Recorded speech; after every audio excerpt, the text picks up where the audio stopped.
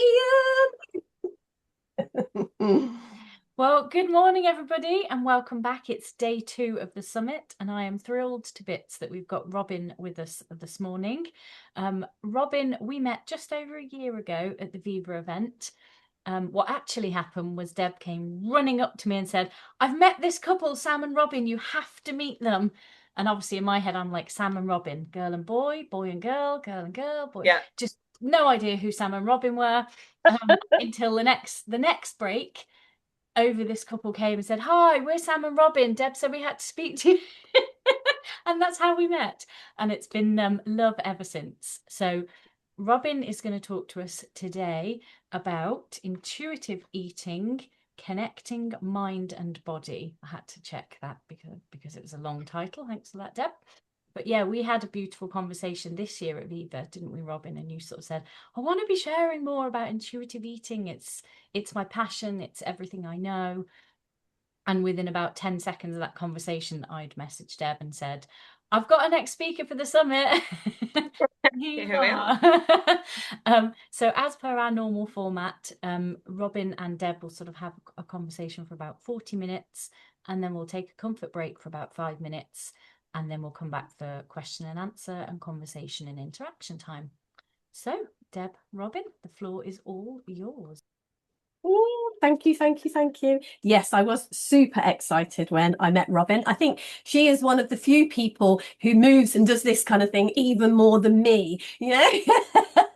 I never sit still. It's incredibly rare to see me sitting still or being still. And normally when I come in on Zooms, when people come in, they go, "Oh, you're all excited." Like, yes, I am. I love people. I love talking. So, and what Beck didn't mention was this whole summit is an extension of our amazing in-person conference. And Robyn is going to be at our in-person conference. She's going to be Doing this. helping us all, dance and move and get into your bodies and everything. So if you love this crazy vibe, you would love, love, love our conference because it is crazy vibe on steroids. It's just a love fest. It's amazing and beautiful. If you are very, very straight-laced and hate speaking to people, hate interacting, hate being hugged, hate being what was it, Deb bombed that Ian called it, when I just kind of run over and hug you and love you, then probably the conference isn't for you. But if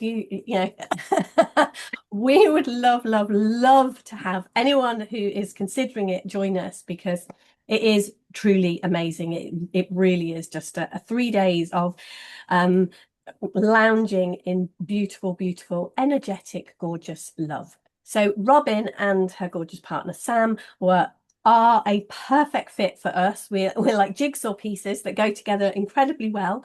And Sam is also, he's our next speaker today, and he is also going to be joining us at the conference in March. But today I'm really super excited to hear what Robyn has to say.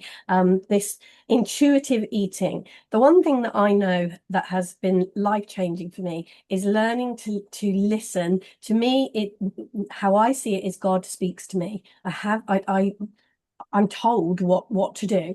And if I go against that or decide, "Oh, no, no, no, I won't do that," or override it or don't listen, things don't work out so well. When I listen to that, and that was definitely, when I met Sam and Robyn, God's all excited, going, "Yes, yes." And it's working out beautifully and perfectly. When I listen to that voice, things go well. And I know Robyn's particular area of expertise here is her body, moving her body, eating, this kinds of thing. So she is going to share, in my words, she's going to share with us what God shares with her about connecting with her body and eating and supporting all of that gorgeousness. So, Robyn. Yeah. Oh, what a nice little introduction. Well, not little, big introduction. Thank you. Yeah, I love that. What God shares with you to do. I think yeah, food and body is such a well, it's universal because everyone has a body and everybody eats, firstly. But I think that there's lots of areas of life where people kind of see, "Oh yeah, okay, I have like wisdom about that. I can trust my gut." but for some reason, I think that food and bodies are an area where lots of us have a bit of a blind spot or a hang up about, and we don't listen to that wisdom and we don't trust it for some reason. I mean, I'm saying for some reason, I think there are lots of reasons for this, which I will talk about in a minute. But yeah, so I think it's nice to talk about this specifically because in this world, in the world of the principles, what people share is universal, like it applies to everything. And I think Deb said yesterday, like whatever area of life it is that you're having difficulty with, it's going to help, which I think is absolutely true. But I think it's sometimes useful to come at this from a particular angle, because I think it can be eye-opening to see these kind of like thoughts and beliefs and hang-ups we have about a particular thing. And to remind people, yeah, it applies to that as well. So yeah, I think it's interesting to sort of talk about it specifically. And I guess, I mean, I think I'm going to start with like, what is it? Because from the title, intuitive eating, people maybe have a vague idea of what that actually means and what that is. But as part of what it is, I'd also like to maybe talk about who it's for or who it could help. Because I think people hear, okay, intuitive eating, and they might have some ideas about what it is, but I think they also have ideas about who that's for and maybe might tune out or think, oh, that's not for me, that or I already do that or whatever. And I think it's for everyone. Like I said, everyone has a body, and that means everyone has a relationship with their body. Everyone eats, which means that everyone has a relationship with eating and food. And I think it's really interesting for everyone to reflect on their relationship with their body and with food, because I think we live in a world that is obsessed with bodies, what bodies look like, and then as a consequence, obsessed with food because I think, as a society, think that we can control what our body looks like with food, which I can talk a little bit more about if I agree or disagree with that later on. But it's everywhere, and I think we don't live in a vacuum. Like we're all conditioned by our environment and what we hear all the time, and no one's immune to that. I think no matter how like evolved or enlightened we think we are, we're not immune to the messages that we get from the world, from society, from where we live. And I think the messages we get about food and body are super loud and super constant. um Particularly if you live in the Western world. I think it's crazy. And I rarely go a day without hearing people talk about bodies and food, uh, and not just like in a professional sense, like just generally in life, like walking around, like in life, just functioning in daily life, like in public toilets, like conversations about what your body looks like, and girls in particular, but you get this in mixed bathrooms as well. And maybe men talk about this in boys' bathrooms, I don't know. But like commenting on each other's bodies. So yeah, bathrooms is a big one for that. You have this like weird simultaneous like criticizing your own body and then complimenting people on their body in a public toilet. Things like, oh, I could never wear that dress. I don't have the figure for that. Oh my God, you look great. Oh, look at the state of my cellulite. It's like just in a bathroom with a complete stranger who you don't know. And people are like smiling and nodding, which means, yes, okay, I hear this as well. Um, where else do I like at conferences in the coffee break?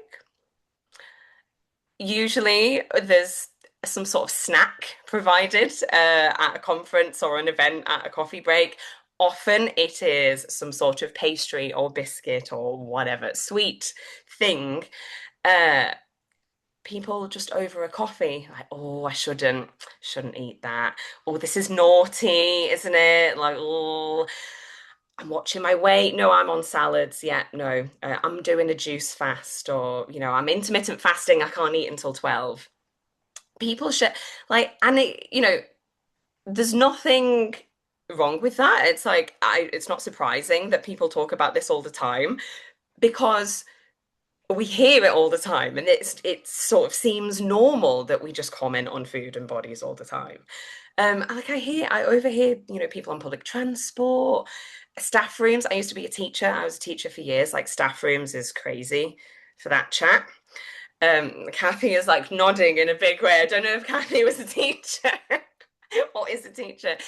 Yeah, people commenting on each other's lunches. Like, wait, why? Why do we feel the need to do that? Narrating your own lunch, like apologizing for your lunch, like, oh, sorry, I didn't have time to make lunch today. I had to get a meal deal. Does anybody need to know that? Like, it's just absolutely constant. It's everywhere.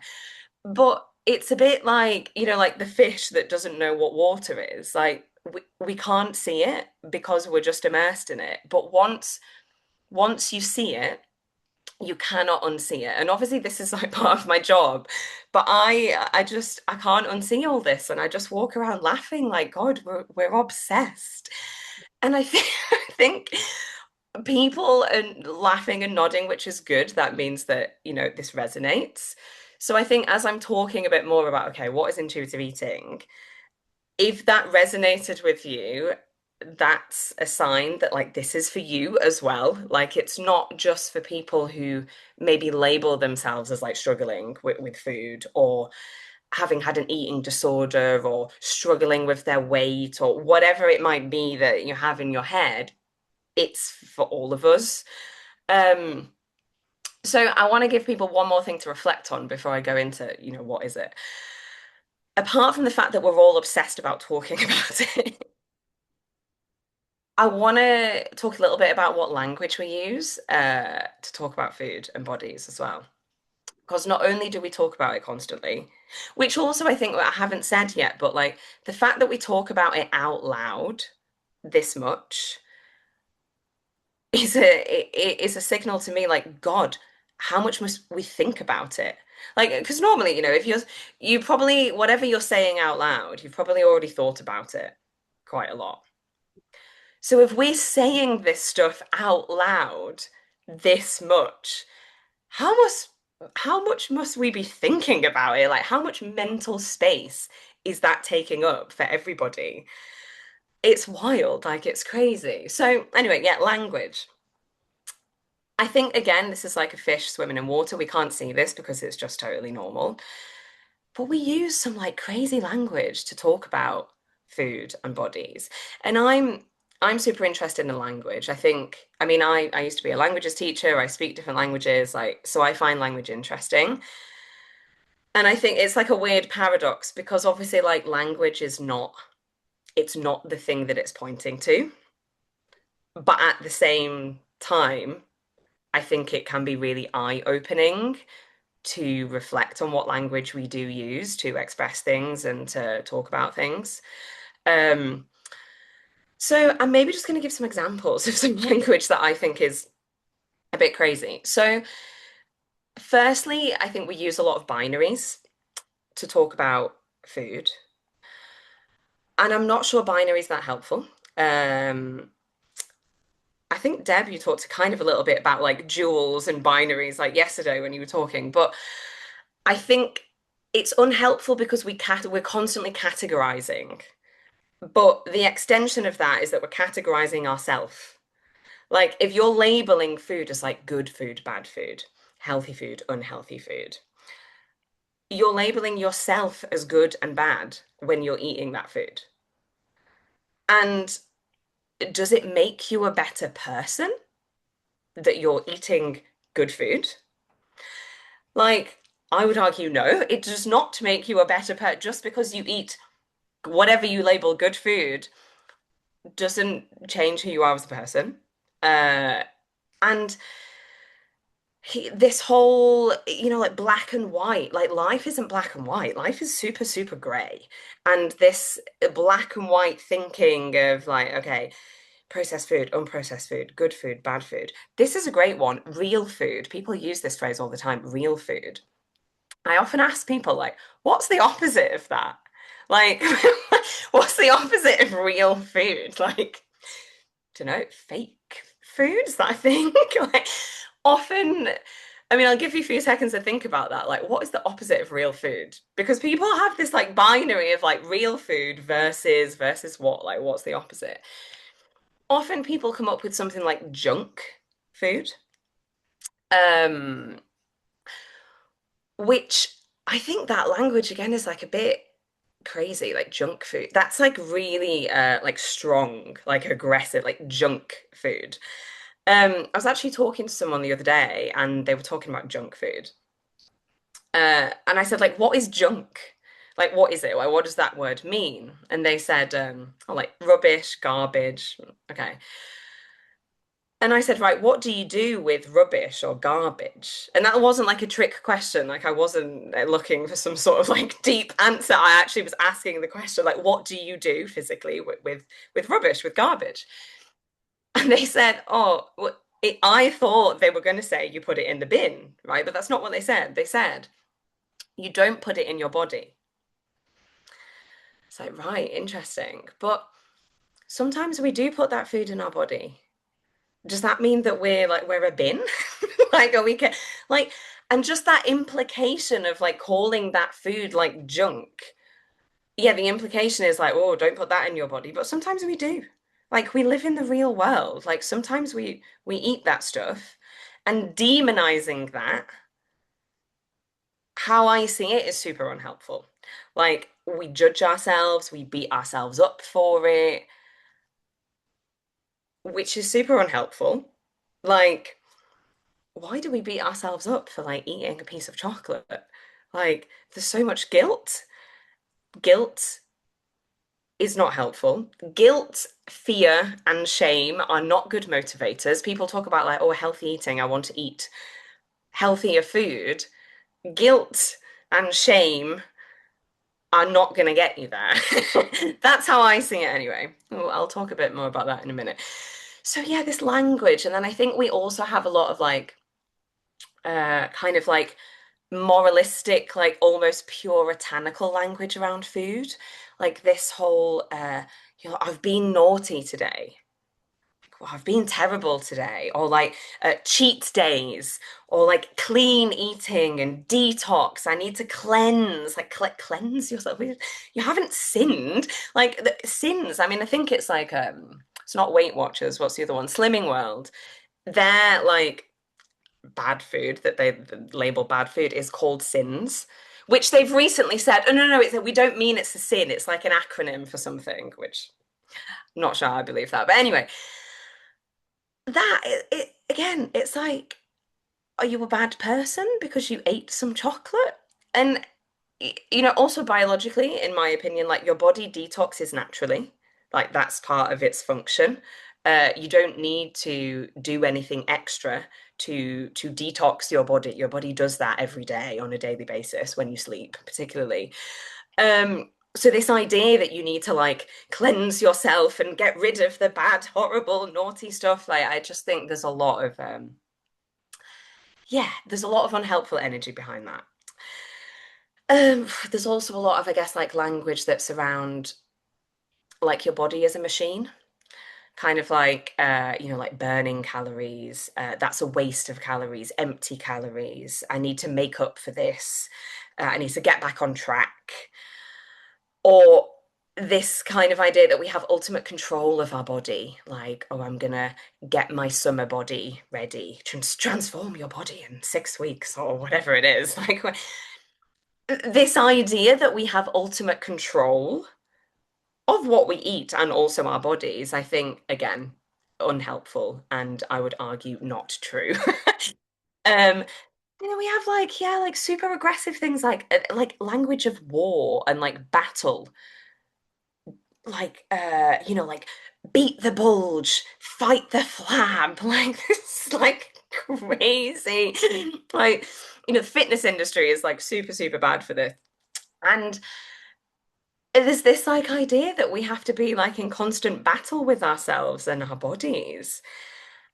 And like, where's the kindness in that? Like, I don't see the love and the kindness in that. And I think Deb was talking yesterday a lot about, well, Deb talks about this generally a lot, but yesterday, living from love and connection and freedom. And I think all of this that we hear, that we're surrounded by, that we get bombarded by, this language that we use around food and body, that's not from a place of love and connection and freedom. I would say that's very much from a place of fear, discipline, and control. And I think, fear, discipline, and control, for me, that's the opposite of love, connection, and freedom. And I guess if I had to come up with a definition of intuitive eating that's for me to the point, to the heart of what it's about, I would say it's a way of approaching your eating world and your body from a place of love, connection, and freedom instead of a place of fear, discipline, and control. And it's when you can do that, when you're in a space when you're approaching that from love and connection and freedom, the need for control just disappears. Like there's literally no need for control. And what Lou was saying yesterday actually about like not having to try, like, so Lou shared it. Sorry, I hope you don't mind, Lou, that if I'm gonna share this. She's giving me a thumbs up. Um yeah, Lou talked about yesterday about when she was stopping drinking, she didn't need to stop drinking because she was in a place where it didn't make sense for her to do that. So the behavior of stopping drinking became something that made sense to her. It was automatic. And I think Lou, you used the word like automatic yesterday. And that's true. Like if you start with the behavior, that's control. Like that's discipline. So if you start with, I want to eat more healthy food, that's the behavior. But if you start with, okay, where am I coming from? What space am I approaching this from? And then the behavior happens automatically. And if you start with a behavior, you are always going to fight. Always. It doesn't matter what. It could be food, it could be alcohol, whatever. It doesn't matter what it is. If you start with the behavior, you're always in a fight with yourself. But if you start, for me, intuitive eating is about your relationship with yourself, with food, with your body. And if you start with the relationship, everything else happens automatically. There's no fighting, there's no discipline, there's no control. You don't need it. You absolutely don't need it. And also, we live in the real world. I think, like, for me, the reason why relationship with food and body is so important is that we live in the real world. Like, it's a bit like, I often use this analogy, like, if you go and spend like a month in an ashram in the mountains or on a yoga retreat in the mountains in the middle of nowhere, and everything's just like quiet and calm and blissful, and you have this nice routine and you don't have to deal with sort of real life issues and problems, whatever. And you're like, oh my God, I'm enlightened. I've got it. I've cracked it. Like, I'm evolved. I'm enlightened. Yeah, I've got this. I'm going to go out into the world and, always live in this feeling of like bliss and joy and whatever. And we get out into the real world and then something happens that we don't really like. And we're like, damn, where's that enlightenment gone? Like, oh my God, like I thought I had it. It's like, okay, of course you were feeling like peaceful if you were in the mountains in the middle of nowhere with nothing to deal with. But that's why, when we're on this path of, peace or whatever, enlightenment or whatever you want to call it, what's important is your relationship to your thoughts, your feelings, your emotions, because it's completely unrealistic to expect that you are never ever going to come up against a situation that might be a bit difficult or uncomfortable feelings or, strong emotions. That's just completely unrealistic and not true. So it's your relationship to that is important, right? But it's the same with everything. It's the same with food, it's the same with your body. If you have a peaceful relationship with food, you can live and operate in the real world, no problem. If your relationship with food is a fight, it's really hard. It's exhausting. Like you're constantly fighting. And like so even if you don't, feel the desire to, eat this food that people label as bad or junk food or whatever. Sometimes you might have to, sometimes you don't have a choice. You're like on a road trip and there's a McDonald's or a Burger King at the service station and you're starving. What do you do? And if you're having this like mental turmoil about sometimes eating fries or a burger or a Greg's. And sorry if there's American people don't know what Greg's is. Greg's is a bakery. They sell sausage rolls. Yeah, like that's exhausting. It's absolutely exhausting, and I would argue, worse for your health to be experiencing that mental fight than eating burgers and fries sometimes. Way worse. Like it's infinitely worse in my opinion. So yeah, that's why for me the relationship is the most important thing. And that's what intuitive eating is about. It's about healing your relationship with food and your body and connecting with your body. So yeah, when Deb introduced this, I guess the title is about connecting, right? And we're all born, I think the the general model or the general paradigm for, I guess, like health and food and all this kind of stuff is we need to control and we need knowledge to be able to like eat healthily, be healthy, whatever. And I guess like the shift, the paradigm shift for me to intuitive eating, and I think it is a paradigm shift. It's completely different to what most people, including the medical profession, I would say to some extent, believe. But the paradigm shift is towards, okay, letting go of control, but also like you don't need knowledge.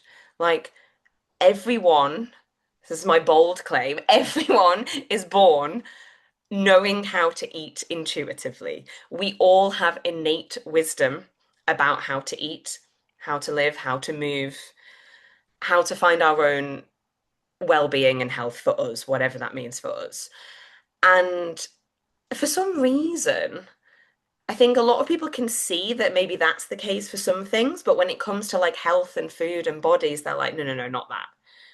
Like, what? Why? Like, what makes us think that like it's different? And so I always share like there's a study that they've done this lots of times. They've replicated this study. Also, if anyone wants any like links to, I don't know, books and studies and whatever, I can give people that. But I'm not great at like remembering statistics. But if anyone wants, access to any of that, I can give you that. But there is a study that they've done on like newborn babies, which I think is super fascinating. But it really, really proves this point really clearly. So they've done studies where they feed like tiny babies, like newborn babies, a bottle of milk, but they change the energy content, the calorie content of the milk, but it's the same volume. So for example, one it might have like more fat in or whatever. So the calorie energy content of the milk is different. And a lot of people might assume, well, a baby's not going to know that. If it's the same volume of milk, they'll probably just drink it because that's what they normally drink, right? That's the volume of milk they normally have. But they don't. Like that baby's body knows what they need and they adjust accordingly. If the milk contains more nutrients and more calories, the baby will drink less. If it contains less, then the baby will drink more. And it knows. Like, of course it knows. Like how like what about animals? Like, how do we think animals function? Like, animals don't go and learn about healthy eating. Like cows with their clipboards, like learning about how much grass they need to eat. Like, they know. And we know. But we just pick up all of these messages from society about what we should and shouldn't be doing and what we need. And it just gets blurred. And yeah, that's the shift. It's like trusting that we just know. And I think a lot of people, we are quite disconnected from our bodies. And I think for some people, like connecting with your body is a bit of a process, but it's not something that's impossible. And also, actually, I talk to a lot of people, and it's not that they're not connected with their body, they can feel sensations in their body that might be giving them information, but often we ignore it. But usually, specifically when it comes to food. So, one of the main concepts of intuitive eating is essentially, yeah, feeling and connecting with your body. So, there's this thing that we all have, this ability that we all have called interoceptive awareness, which is a fancy word for saying that we can feel sensations in our body. So, a simple one is like feeling when you're cold. Okay, so if your body's giving you a message that you're cold, you put on a jumper. Or feeling when you need to go for a wee. Okay, so if you feel like you need to go for a wee, you go for a wee, right? Most of us don't have an issue with those. Like we feel when we're cold, we put on a jumper. Message received and acted on. Feel when we need to go for a wee and we go for a wee. Message received and we act on it. I mean, sometimes, okay, there might not be a toilet available immediately, but we generally don't have a lot of thinking about putting on a jumper and going for a wee. Hunger and fullness are also parts of interoceptive awareness. They're sensations in the body that give us signals about what we might need to do.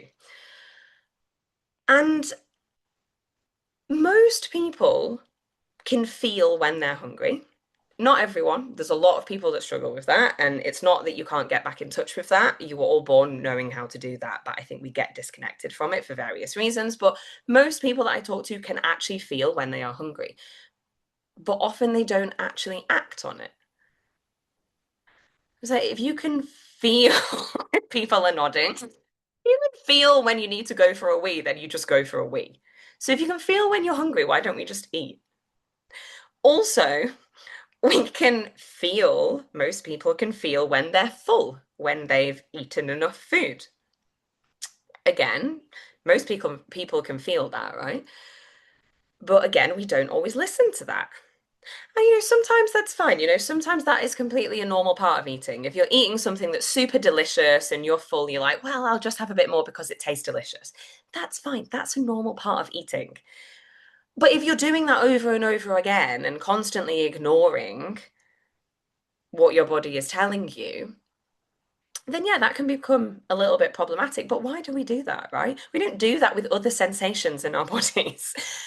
And I guess my answer to that is because our head is full of these thoughts and beliefs and judgments about what we should and shouldn't be doing in terms of eating, etc., etc. And yeah, so a big part of intuitive eating is learning to reconnect with that, learning to respond to that. And also, some people might need to learn to actually feel that. I think if you do that for a long time, if you ignore your body signals for a long time, your body is super efficient. Your body is like very clever and very efficient. It will just switch them off because it's like, this is a waste of energy. If your body is constantly sending you a signal that you are hungry and you don't feed it, your body will go, oh, well, that's a waste of energy. We just won't send that message. So sometimes people are in a situation where they can't always feel when they're hungry. But that's, there's a process that we can go through to kind of get back in touch with that, get that back online, I guess. But yeah, generally people can feel it and they choose. I don't like that word, but they ignore it. So, right, I'm aware that I've got sort of like 5 minutes to like wrap up. So I guess What's left to say? There's so much left to say. I said to Deb before we started that I have so much to say on this topic. I literally could talk for like 4 days about this. So it's really hard to kind of like choose like specific areas to focus on. But I guess for the last 5 minutes, I want to share just maybe like a tiny snippet of my story and how I got to this. Because I think maybe, yeah, people might be thinking, okay, well, what's Robyn's story? Why does she think she's such an expert on this thing? I'm not an expert, by the way. No one is an expert. Everyone is an expert of their body. That's a big thing in the world of intuitive eating as well. Um, so I guess I came to this via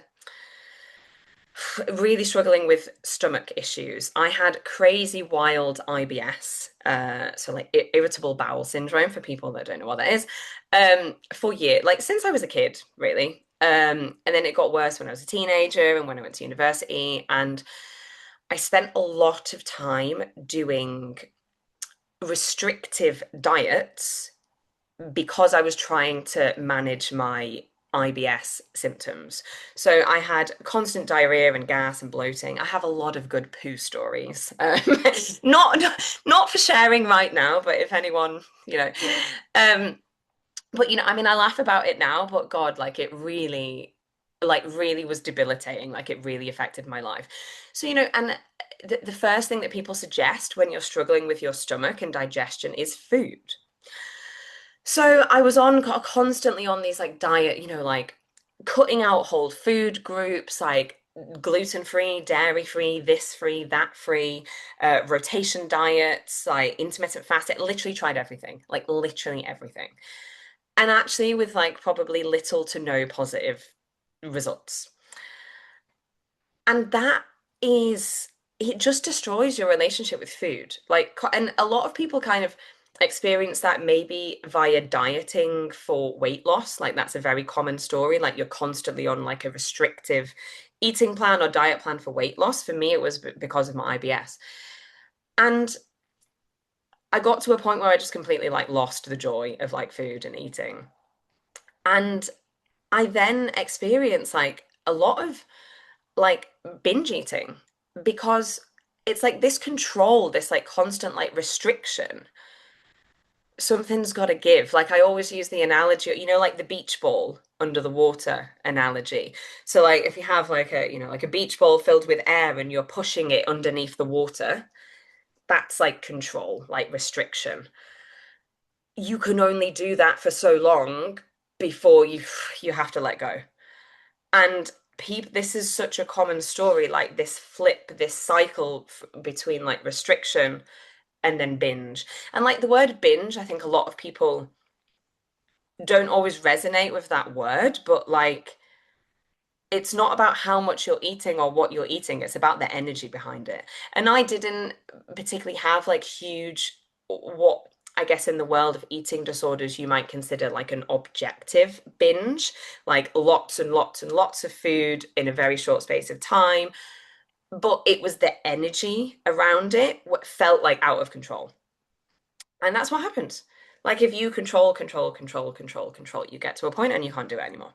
And then you give yourself like false evidence that you need to control because you're like, look how out of control I am around these donuts. Like I must control. And then you go back to controlling and restriction. And then the lid comes off again. And that is like a super common story. And that's where I found myself. And I think the last thing I'm going to say that I really learned, I have 1 more minute. Can I have 1 more minute back? She's nodding.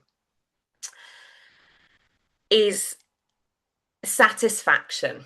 So not only did I find that the restriction led to sort of like feeling out of control around food, not being satisfied with what you are eating is so damaging and problematic. Some people are nodding, Lou's nodding. So when I was on these like crazy, like restrictive diets, there was only certain things I could eat, right? But they weren't necessarily the things that I wanted to eat or that I liked or that I felt satisfied with. But then that meant that I was eating this, like whatever the safe food was at the time that I was allowed to eat.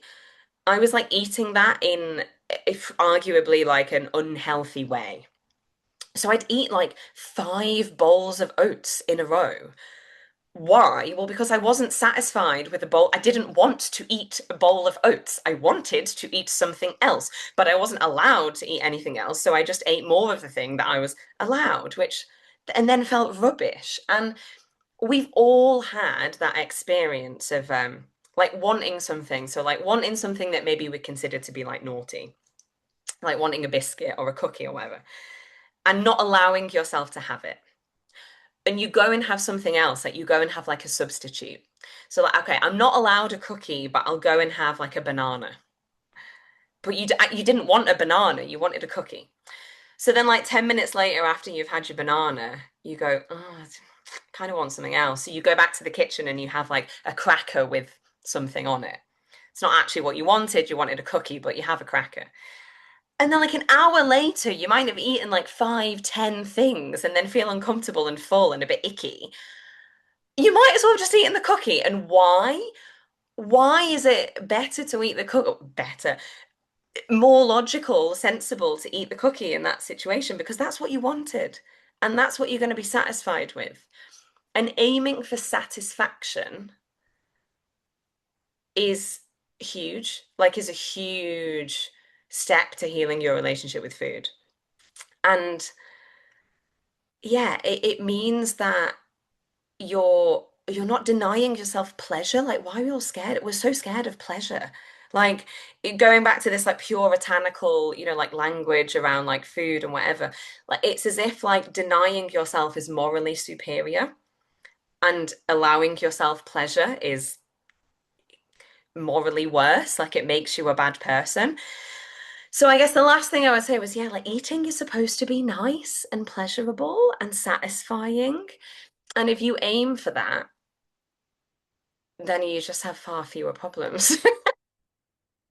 Yeah, so they were the two major things that I learned, I guess, on my journey. Like restriction leads to problems and being unsatisfied is a road to nowhere. Right, I'm going to stop talking because I'm aware that we need to do the break and then there's questions, so I can talk more.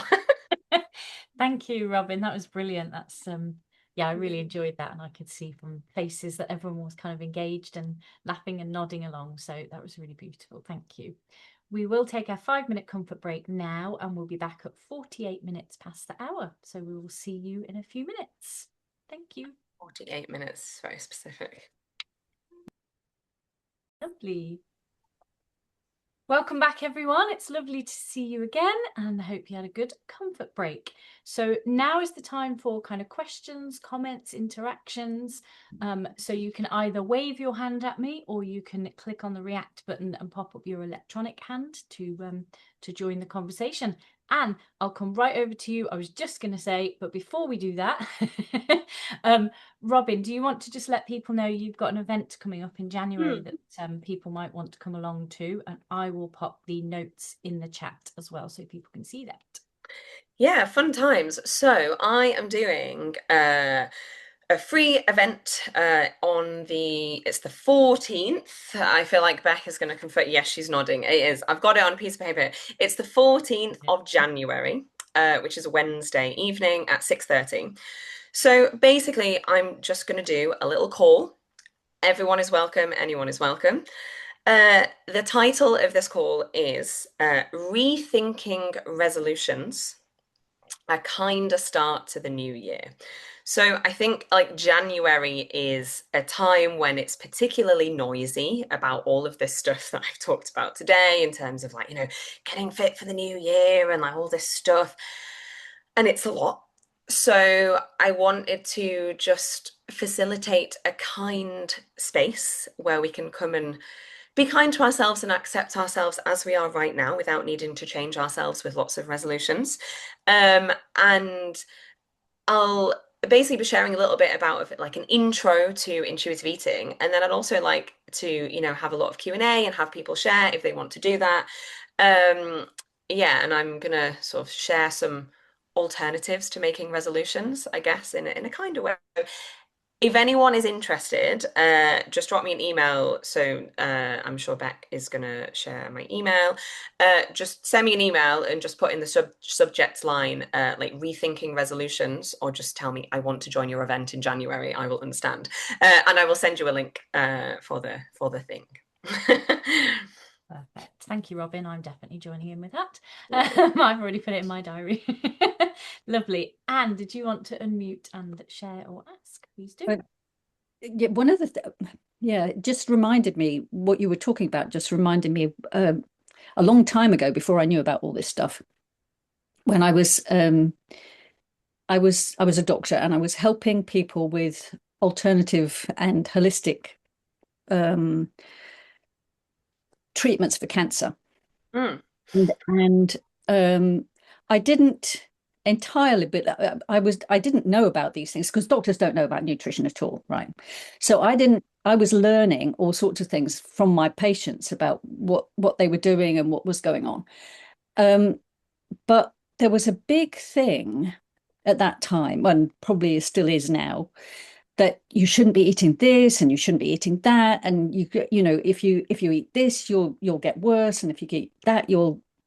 So there was a lot of and it was obvious to me that there was a lot of fear around, "Oh, I mustn't eat that, and I mustn't eat this," and I was like, no, that's not how it works. You've got to be happy. You've got to be happy to be, and even then, before I knew all of this, as I say, I knew that they had to be happy, not in Yeah. good feelings. Not anyway. There was one woman who was um in her 30s, I think. She had a little girl who was 10, and she was a single mother, and she had the most horrendous breast cancer. I mean, and she wouldn't have any treatment for it. She wouldn't have any treatment for it at all. She was going to do all the natural stuff, and and I wasn't trying to persuade her to do anything one way or the other. I was just there to support her in whatever she wanted to do. But I discovered that, I mean, she told me at one point, I think, that she was feeling really guilty because she had this thing about sweets. She really, really, really liked sweets and was pretty much addicted to them. She couldn't. And so she was eating them in Mm. secret from, everybody else, and then feeling terribly guilty about it. And of course, she just ended up dying from this cancer because it was, and I did my best to get her to see that actually she needed to feel good, and if she was going to eat the sweets, feel good about them, enjoy them, Yeah. feel good, get into good energy. No, and that's how serious it is.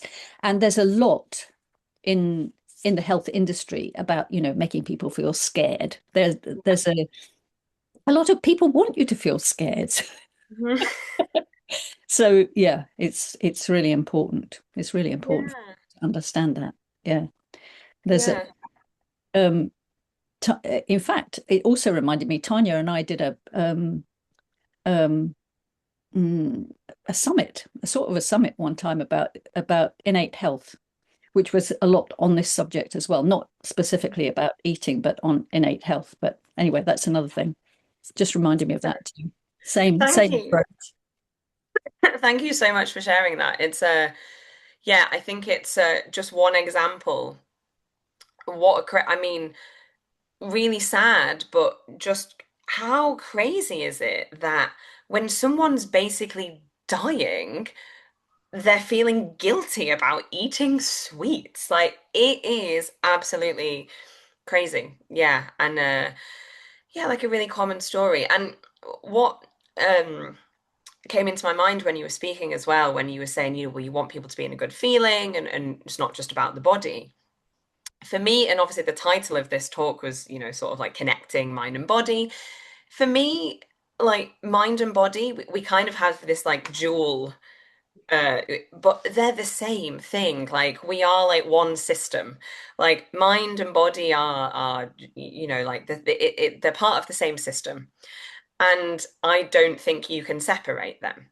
And it doesn't matter how, like healthy somebody's body is, if what's going on in their mind is, like unhealthy, like they're suffering, if they're suffering mentally, doesn't matter how healthy your body is or how much healthy food you're eating or how many sweets you're not eating, that is, like it's not optimal in my opinion. Like you cannot separate the two. And I think, yeah, it's really important. And this whole thing about eating in secret, I mean, it's super common. Like so many people tell me that I used to do that when I was really struggling with like after I'd been on all these restrictive diets, I didn't tell people that like I was, struggling. Like I didn't tell anyone for years, because there's so much shame. Like you said, so much guilt, so much shame, which is just, yeah, it's really sad. And I think that it's important to, yeah, thank you for mentioning like doctors, like not being trained in nutrition, because I think it's, but isn't that crazy? Again, like that we've got doctors, prescribing weight loss and healthy eating for people, like literally prescribing, if someone goes to the doctor with a problem that is completely unrelated to weight, and the doctor tells them, okay, go and lose weight. Firstly, in my opinion, their issue could be completely unrelated to their weight. Secondly, they're not trained in like weight, nutrition, any of this stuff, and they're just blindly prescribing this to people with no understanding of like, firstly, how difficult that is mentally and physically, whether that's even going to be helpful, how to do that. It's yeah, it's wild. So yeah, thank you for sharing. It's really, yeah, really nice points. I was going to say something else. What else was I going to say? Oh, about innate health. Yeah. Sorry, there's so many things. Um, yeah, I love, I mean, the whole thing about innate health, I find, is very connected to, intuitive eating. I mean, obviously, it's connected to this innate wisdom that we have, but I think also about the fact that we don't need to interfere. I think, like, when people talk about innate health, like, it's often the conversation is that basically, we kind of have this, like, psychological immune system that works like our physical immune system, right? We don't need to, like, we can provide like optimal conditions for that to happen. But generally, like if we get in there and try to like change all of our thoughts and fix everything and whatever, like it's usually counterproductive. But actually we have this innate health, like it's there, it happens. Like if we let it, like it's already there, it's already happening. And I think it's the same with food and body stuff, like trying to control your like eating and habits and what you do with your body. It's counterproductive. It's the same thing as going in and trying to control all of your thoughts and all of your emotions. Like, firstly, it's absolutely exhausting and not realistic. And it's counterproductive. Like, you don't need to do that. Like, it sorts itself out. We have this like innate capacity and innate health and innate like wisdom. And yeah, that's definitely, yeah, thank you for bringing that up. Yeah, thank you, Anne.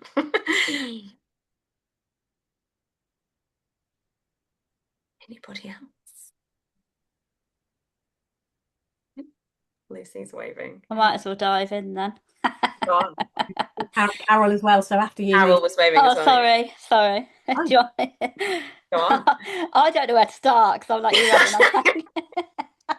I've got so much to say on this subject with my kind of yeah my journey in the last year, let's say. I don't really know if I've got a question, to be honest. It's just more um there's just so much in so many things that you've said and my own story that resonates. And there are a few little bits that I'm a little bit, I don't know if I agree with that on some of the things, but I'm not sure if it's more a misunderstanding of what you were saying and where you were coming from. So I think I'd like to talk to you about that separately anyway. Okay. But I think that I think what you're predominantly pointing to is, like you said, with the drinking journey, I saw this really, really clearly, how when I fundamentally changed, it was effortless to Yeah. give up the drink. It's not what I wanted anymore. Um, and I see that the drink is not the problem. It's just Yeah. irrelevant. Like it's irrelevant. So I think what's happened for me in the last 12 months is, in fact, very, very not that long, in the last few weeks, maybe, or few months, is I've been seeing the same with the food. And weirdly, even though we'll use a buzzword here, it's kind of resulted in me eating cleaner and healthier, and I suppose making choices from that intuition instead. And it's that thing you said about being satisfied. I think my body for a lot of years and my mind for a lot of years has had um I've had enough. Like I know myself well enough, and I've had enough of putting that kind of stuff in there, and I don't want to do that. It does not mean that some days I'm eating, like I eat chocolate every day. I eat my chocolate every day, but there's a difference, and it's internal for me, and it's following, like the insight that came for me was be stronger than the addiction. And for me that meant that in every moment following what is actually true and intuitive and works for me, rather than being addicted to keep following the same patterns of, oh, I want to eat that now. No, you don't really want that. Actually, that isn't what you want right now. And the satisfying thing, and the kind of overeating was a massive thing for me, and it's so apparent now that I don't want to do that. And like Carol and I were just kind of saying for Beck, shut us up. The whole like we don't we I want to feel good, and the things that I'm doing, I'm feeling good. Yeah. And predominantly that's coming. It looks on the outside like I'm eating healthy and doing all the things, and I am, but it started from the inside and being happy and feeling good, and that. Yeah, I don't know if any of that's makes sense, but oh my God, it's blowing my mind watching myself and my journey, and just being more intuitive and seeing the judgments that I make of other people and how they should do it. Yeah, that's That's a big. good one. That's a big one. That's a good one because it Yeah, it does look like, no, you should do what I'm doing. Like this is really good. Like honestly, come and do this. But yeah, it's really, really kind of, I have to get back in my box and be like, no, I'd like to support you on your journey if that's the way. But this isn't about I'm doing the right thing. I'm doing the right thing for me. I know that. I know yeah. where I'm at right now, and this is absolutely the right thing for me. So yeah, it's just really awesome hearing you share with so many things that are in line with what, yeah, feels right to me. I love So it. thank And you. I love that you're on this journey. It's amazing. And Mm. well, a few things have occurred to me from what you said, actually. I mean, firstly, yeah, like obviously you use that like clean, eating cleaner. It's not that there's anything, like Yeah, I there's don't not nothing have, wrong with it. Yeah. but it's for you, like that's coming from a place of that's coming from you, like you said, Yeah. internally. Yeah. It's not coming from a belief or a rule that that's what you should be doing. Yeah. And the words are it's like a paradox, isn't it? Like I said before, the words are completely meaningless. It's just like a Yeah. label that we give to things. Um, but I think they do highlight if you are in a sort of like a lot of like thought and in your head about this stuff, the language that we use can be quite, Yeah. eye-opening. Yeah. But if you're in a good place with this, then and you're like, oh well, I'm eating Yeah. clean, meaning okay, I'm eating stuff that I want, that's satisfying, that's like nutritious. Great, Yeah. like that. But Yeah. energy behind it is that it's where it's coming from that is Mm. important, right? Yeah, Um, absolutely. what else did I And just was this, like making a note with my pen while she was talking. Like, I want to say that, and I can't remember. that's all Oh right. yeah, about you said something about judgment. That was it. Yeah, yeah, yeah. Yeah, that's a big one. But I think that yeah, I mean, like we all have judgments about this kind of stuff because we're trained to. We're literally like taught from society that we should be judging other people's eating habits and judging other people's bodies. Like, God, we put so much like worth on what other people's bodies look like. It's insane, and our own. Mm. It's insane. But I Yeah. think you already know that like telling people uh what they should be doing is completely pointless, right? And Yeah. it's I guess like going back to what I was saying about like knowledge, like giving people knowledge is completely like not helpful. And you were at Rani's thing the other week, right, when she was talking about Yeah. honoring your Love body and Ronnie. whatever. So Yeah. something I thought was interesting that they talked about was why do so many people struggle with food when they know what they should be doing? right? And it's such a good question. Yeah. But it's like, that's the answer. Like, you can't tell people. People have to have that insight for themselves, and it has to come from Yeah. you. And, you know, what Deb was saying actually yesterday about like experimenting, Yeah, intuitive eating exactly. is, Yeah. it's about experimenting. It is experimental and experiential. Is that a word? It's a word. Meaning that like you don't have to, and actually me and you have had this conversation before, like you don't have to believe anything. Yeah. Like there is a difference between knowing something for yourself because you've experienced it or experimented with it, and believing something that somebody tells you. And you only believe things that you don't know, because that's what believe means. Like that's the Yeah, I love definition that. of Yeah. belief. And it's so true. And it's Yeah. like, it doesn't matter how many times someone tells you something that's just knowledge, it completely makes no difference. Yeah. You've got to Like, feel it. You've got to feel it for yourself and exactly. know it. And Yeah. And yeah, that's what yeah. intuitive eating is. It's very experimental. Like, you know, if Yeah. I'm working with someone, I get people to go away and like experiment with Mm, food. How does it feel in your body? Well, how does that make you mm. feel? Like, it's got to come from you. And I think, Yeah, yeah, it's really that's cool. super important. Definitely. Yeah. And it's like the experiment, like all of this, the experiment, everything that's happening with me with my food and my experiment in this last year, it's so much easier because of what I went through with the drink. I can see that it's exactly the Yeah. same that's going on with the food for me. For me personally, it's the same thing with dropping the addiction around stuff for me.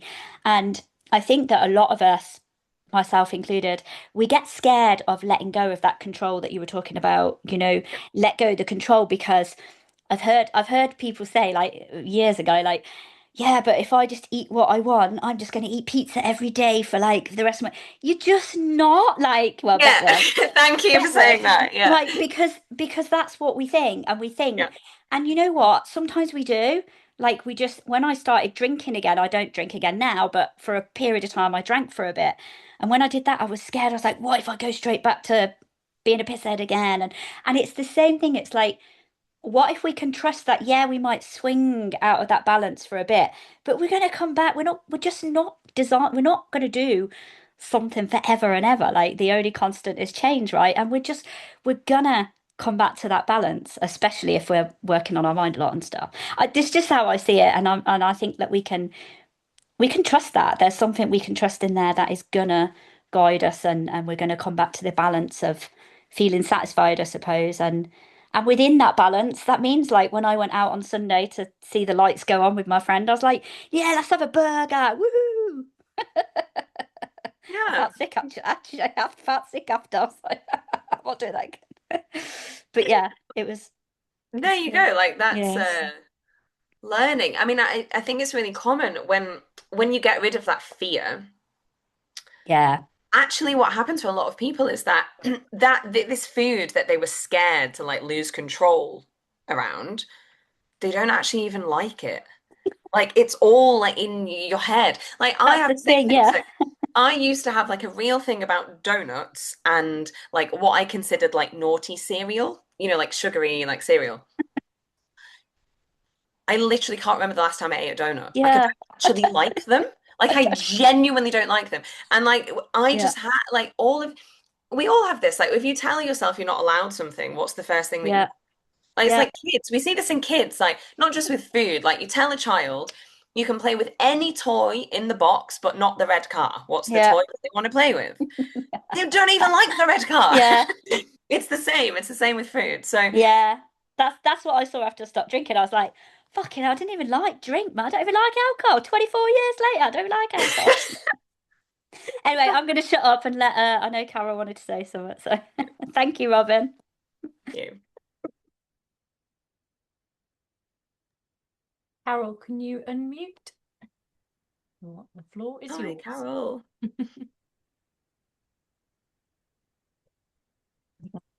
Can you hear me now? Yes. Hi, Robyn. Hello. Yeah, and in many ways, my journey from the sort of eating thing is kind of paralleling Lou. It's quite interesting listening to the different things she's been saying.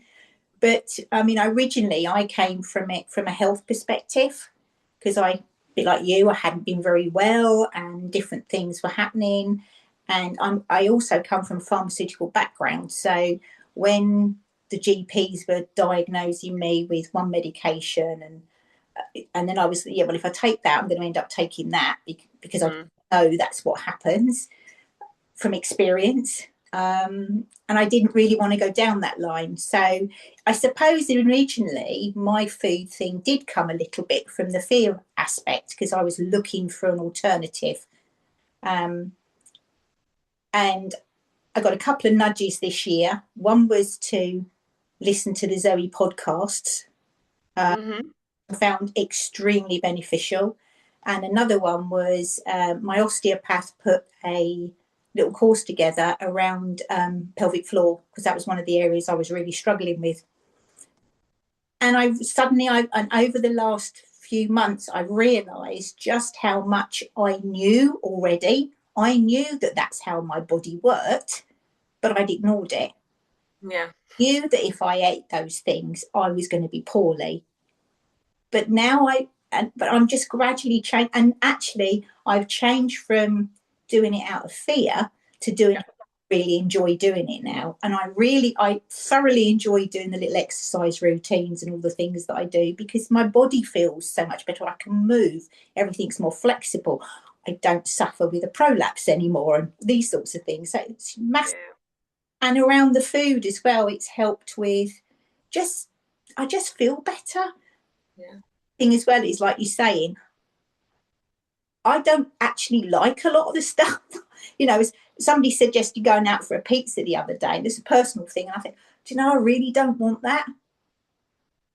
And it was interesting, because I went down to Lou for a holiday this year. And one of the things I wanted to do was I wanted to find something to eat one day. And I was wandering around Lou, and everywhere I went, there was fish and chips, a pasty, or cream tea. And I was like, do you know what? That's really not what I want to eat. I want something that's nutritious. But it was just me. That was, I just didn't want it. And then I found this lovely little restaurant that did, and I had a Buddha bowl thing full of vegetables. Thoroughly enjoyed. And I was so pleased that I found it. And I was like, and it was that sort of thing, I just don't want that food anymore. Which is, and I'm not saying I don't eat it at all, because every now and again I think, actually, I really fancy that, and I'll have it. Yeah. But sometimes there are things that I think, oh, I'll have that, and then I regret it afterwards, because my body goes, yeah, you shouldn't have eaten that. Yeah. And we all do that. That's just learning, isn't it? It's like, yeah. And the different things. Yeah, exactly. Yeah. I love that. I think what you said about kind of when you already knew those things, but that really resonates with me in terms of my journey with the IBS stuff. Like, I knew that the reason I was on these diets and stuff was because I was trying to help my stomach, and I knew that if I ate certain food it would make me feel bad, but I still did it. But that's because I was coming from a place of fear, like you said. But as soon as I changed what was going on in my head, and approached it from a place of love and caring for myself, it didn't make sense for me to do that anymore. And it doesn't feel like there are still some things that I don't eat. And actually they're things that is a bit of a pain in the arse, really. Like, I don't eat onions and garlic generally. It's bloody in everything. So sometimes it's a bit of a pain in the arse. But it doesn't feel restrictive, like you said, because it's coming from a place of love for myself, not fear. And it just feels completely different. I really resonate with that. It's really, definitely a lot fitter and a lot healthier than I've been for a long, long time. So yeah, I can strongly recommend it to anybody. But yeah, it's just been a really interesting journey, and it's interesting to see. I'm looking like Lou. I'm looking forward to seeing what's next. Yeah, I love that. Thank you so much. Well, that brings us beautifully to the end of our time together this morning. Thank you again, Robyn, and thank you each of you that have been here and shared and smiled and interacted and laughed and nodded along. It's all part of the connections that we're building this week. It has been a beautiful morning. We are back at 2 o'clock this afternoon with Sam Goldfinch, and he will be talking about it's okay to make mistakes. I'm sure he doesn't make any himself, but we'll soon find out. No mistakes. No mistakes. Is that right, Robyn? He doesn't ever make any. Absolutely. Perfect. So a great topic for him. So we hope to see as many of you as possible at 2 o'clock. And I'll just remind you that Robyn has got her call in January, and the information about that will be in the replays on Friday. So do look out for that and join her for that. Thank you. Oh, thank you so much for having me. Pleasure. Lots of Gorgeous, love. See Robyn. you all Thank you. soon. Thank you so much. Thanks. Bye.